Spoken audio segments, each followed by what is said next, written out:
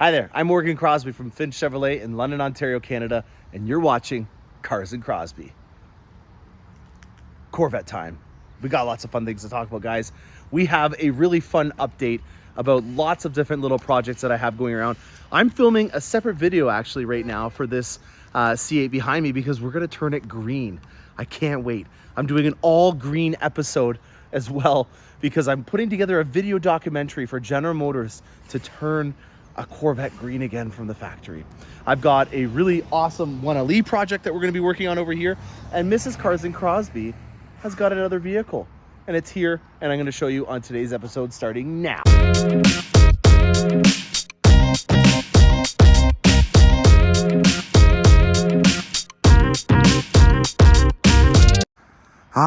Fall, fun stuff. I can't wait to do more Cadillac V stuff. It's over there. I love it. I can't get enough of the Cadillac V. I had some friends that I knew from high school that were in town yesterday, and I showed them the Cadillac V when we went to go pick up some pizza. Not a lot of words that you can say when you're getting a massage and there's crackling exhaust notes and everything. It's just awesome. I can't wait to do some full feature episodes on it sooner than later. Getting to this. This here is a Z51 hardtop convertible 3LT with a bunch of black accents. Right now it's in Arctic white, but it won't be for long. If you guys remember the NFT Corvette that they sold in mint green, which looked like this, that is what we're kind of trying to replicate and having some fun with it and making it a little different. So this is a project that we're going to be working on, and I'm pumped. I can't wait to start this because this is when I'm in my element, when we're doing something that is a little bit off the cuff for a car dealership especially. I know that there's plenty of people out there that can do amazing things with vehicles. So in reality, it's not like I'm trying to say that I'm reinventing the wheel and Cars and Crosby is the messiah for modifying Corvettes. But when you do something here at the dealership, I gotta make sure it's kosher. I gotta make sure that when you come in and you service a vehicle that Cars and Crosby sold you, you're not gonna get any surprises when you're in the service department. So for me to be able to wrap this vehicle up and get it all done up and everything, that says something because I'm putting my name behind that. And that's the only thing that you'll see on this channel are things that you can get done on your vehicle and know that there's going to be no issues with it. Now, black accents. We've got the stealth interior on this, which I'll show you in a second. We've got the black exhaust. I've got the stealth logos, which are not on it right now because we're going to be wrapping it. And if we're wrapping a vehicle, you got to take all the logos off. So those will go on after the fact. We'll keep these. I'm sure the customer will want to put them in their garage or something like that. It's a fun little thing to do. We've got the forged black wheels, which I have been a real big fan of, mainly because from a cost perspective, these forged wheels, you can't really beat it. You know, just the cost difference between me putting my Vostons and these forged wheels, you can paint your rear spoiler and your mirrors. You can paint the nacelles. You can do a black exhaust, and you can put in a stealth interior. That to me is quite a bit of bang for your buck. You can get really carried away with doing a project on a Corvette because once you start doing one thing, it's like having a loose thread on a wool sweater. You keep pulling it and all of a sudden you're wearing a tube top. You can't have that. You gotta stop somewhere and be cost effective. And at the end of the day, if he does make a bonus or decide that he wants to do it, how easy is that to be able to change compared to modifying the interior or painting components on your vehicle? That to me is a permanent thing that I would rather use the money for now instead of putting it all on a set of fancy shoes that may not even be appropriate for all the different outings. So forged wheels, like them, unfortunately not available right now, as well as the plant being shut down, which sucks. It really does. I hate it. We went 6 weeks, made 8,000 vehicles, and we're back where we started. This is Groundhog Day with the Corvette situation. I can get mad about it, or I can just embrace it and know that they're doing everything they can. And I've said this a dozen times on the channel. I'm their biggest fan. I really am. You know, you can get mad at them for being shut down or not having the forged wheels available or the dumb kind of constraints like having wheel liners not being available. Or you can just embrace that they're making a vehicle that's a third of a price of a Ferrari. It works. You can take it into a GM dealership and get it worked. You can pretty much throw your stone and hit a GM dealership if you live in North America. And from a first-hand experience, I put 30,000 kilometers on one and didn't really have a single issue to report. So it breaks the game in every category, and it is what it is. So I guess just part of life. Some little quirky updates. There's a new way that there's transporting these with having a protective film on it. So I wanted to show you what the C8 looked like coming from the factory. These we've seen for a little while because the nacelles being painted in black do have a lot of striations and stuff that comes from the cover. So I'm glad to see that that's something that they've changed. These I love. We leave these on so the technicians and everyone that touches the vehicle doesn't get too dirty. And then I've obviously mentioned before about all the different wrappings that we have in here that we leave on when you especially have a 3LT, and this is all hand wrapped leather. So we wanted to make sure that we can protect this as much as possible, and those are the protection areas that we do. See, the bees like the forged wheels. All right, that's all for this one for now. This is going to be a really fun project. So obviously going to take me some time to get it done. So we'll do an update on that. And then I have a separate episode, which is my video documentation or my video resume for General Motors that will mail right to Mary Barra and get them to make us a green Corvette. Please, from the factory under warranty instead of us having to wrap it. Not to say that this is going to be a fun project, but I want a green Corvette. I would even put, I'll do it. I'll do it. If you get a green Corvette, General Motors, I will buy one. There, it's said in public. Fun project. This is the second one. A 1LE Camaro 1SS. This, I should have got the keys before I started filming this one take, is gonna be another amazing project because it's gonna be a Yenko. This is gonna have 1,155 horsepower by the time we're done with it. I can't wait. This is gonna be awesome. I am pumped. So you have to order a 1SS with the 1LE package in order to be able to turn it into a Yenko. Those are the requirements from Specialty Vehicle Engineering in New Jersey, where this vehicle will be ending up. Because we live in Canada, we cannot drop ship. But if you live in the States and you want to turn your Camaro into a Yenko or do one of these other upfitters, you can get it so that we can have it where you go into a dealership, order the vehicle, it gets drop shipped from the factory to the place that's outfitting it, whether it be a Hennessy or a Yenko or something like that, and then they then ship it up to you. Because we live in Canada and we've got some different regulations very similar to California, it's illegal. Transport Canada won't safety and certify a vehicle that has been modified like that over the border. So this customer is going to have to do this on his own, just as much as if he would wanted to go and put a supercharger on an engine or something like that. He has to do that on his own. We can't do that through the dealership network. But if you are a Yank, you can.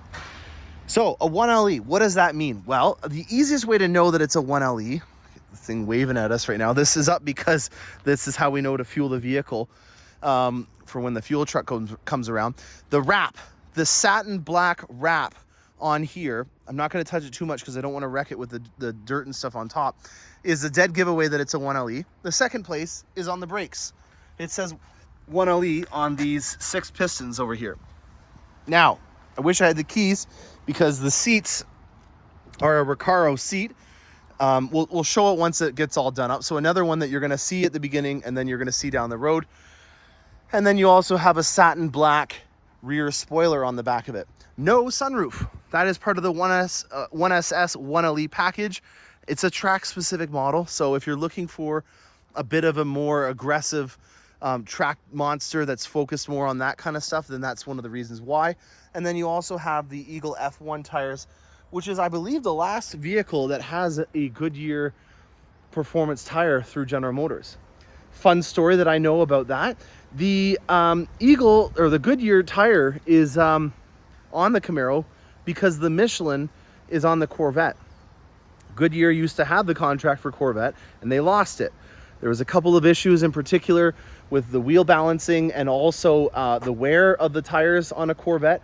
When you had an older C6 that had not had a tire rotation in the recent time, it would always kind of lean to one side and you'd have to constantly be correcting it. And that was because the tires were not wearing out in an even manner. Among other things, they're a harder compound. I don't like them for lateral grip and stuff like that compared to the Michelin tire. And Michelin said, you know what, guys, we think you guys need a different tire. Us. We'll design a tire completely around your vehicle. So the Pilot Super Sport tire from Michelin was specifically designed on the Corvette. All the other vehicles out there, like a BMW M3 or something like that, that use the tire as well, I'm sure that there's some work that went into it, but the vehicle that it was designed for and developed with was the Corvette. And so that's how Michelin gained the contract for the Corvette. And as a consolation prize to keep Goodyear happy and not mad at us, the Camaro got the contract for that.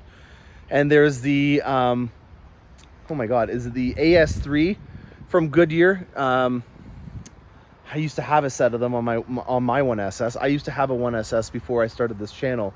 Well, actually, it'll be right here, yes. These are the tires that I used to have on my Camaro. Oh, they're all also, oh, this is because this is another one. It's a 1LE. I guess they did change the tires. There used to be a different tire on here than the Eagle F1s, but now even these SS Camaros get the Eagle F1s. Anyway, so that's going to be a fun project. One last thing to talk about on the Corvette. Right now, birds are eating a lot of berries, and we had some berry poo from a bird on here. Very important that you do not leave that on for too long. I've wiped it all off. There's a couple little bits of residue that I'll fix, but on the episode that I filled this with, the green one, I noticed it and I went on a long rant, so you'll hear it on that episode.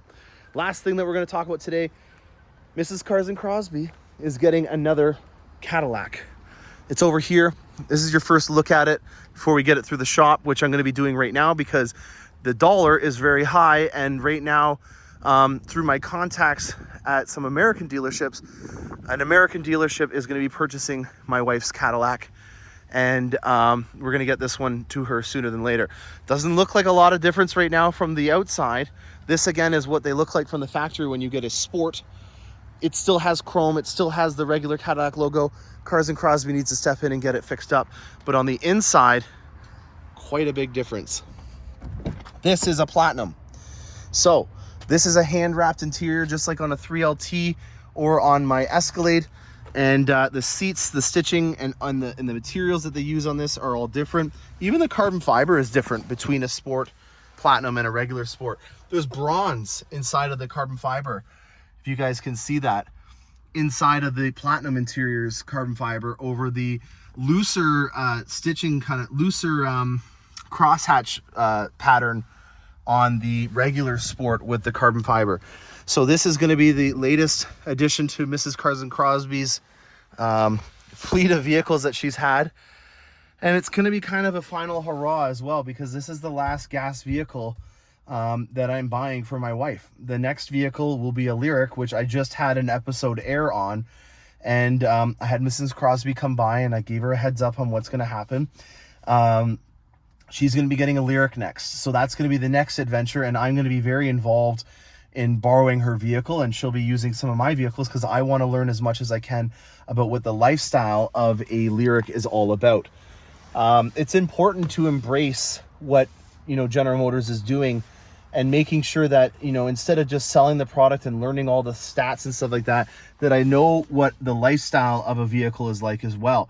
There's little quirks and quirks that over time I've learned about the XT5 and all the vehicles that I've owned, and I pass it on to you because normal salespeople obviously don't normally own the vehicles that they sell. And so there's limited knowledge that they have about that lifestyle application and experience that I actually have. And it's one of the reasons why I'm most proud of this channel is because I'm, I've got a restaurant and I'm a chef that's eating his own food. And I'm putting out what I also do. And it's easy for me to be getting immersed into it when you have the product in your own driveway and you can do certain things. You know what it's like in the city and the highway or different types of trips and stuff. And I can visually understand what it's all about. We're going to do a quick segment right now on the constraints, just because there's a new week and Thursday just hit yesterday. So we're going to go to constraints and then we'll wrap it up. All right, we're not going to be in here for long because we already had a very long-winded episode that went over almost all the major constraints with all the major vehicles that I sell that are fun and cool. And, it was a very informative episode. It was long-winded, though. I want to keep this clear and concise and short. So I'm going to go through the new consensus, which is where You're going to get an idea of when vehicles are going to be built, but I'm going to give you more of a general analysis of the market and what's going on with General Motors for allotment, more than going into full detail of all the constraints. Generally, they're almost all the same from previous times, so stick back to a couple episodes ago where I had a long-winded episode that went through everything. For most part, what I'm starting to see is a bit of a wane in the amount of allotment, and that usually coincides with when I'm getting a ton of vehicles on ground. We have been getting just a huge amount of stuff, and I feel like I've been neglecting you guys in terms of some really fun content because I've just been so inundated with doing deliveries and stuff that I've been filming some stuff but not getting to the actual editing stuff. So I have a lot of fun stuff hitting the ground right now. We're starting to see the amount of allotment and orders that we get tapering off, which usually means that we're going to go into a little bit of a dry spell. And just to update you on when things are going to get built, if you have an order and it's getting built this week, this is when it's going to get built. Enclaves, Traverses, everything out of the Lansing plant, that's November 28th that your vehicle is going to get built. XT4s, XT5s, and XT6s all are going to be also built on November 28th. The Escalades, Tahoes, and Yukons are also going to get built on the 28th. What isn't going to get built on the 28th? Well, the crew cab light duties for Silverado and Sierra, those are going to get built on December 5th. For Corvette, what do we got here for Corvettes? We don't have any Corvettes this week because the plant is shut down. I forgot about that. Sad news. It sucks. Acadia's December 5th. Tracks, none are being built.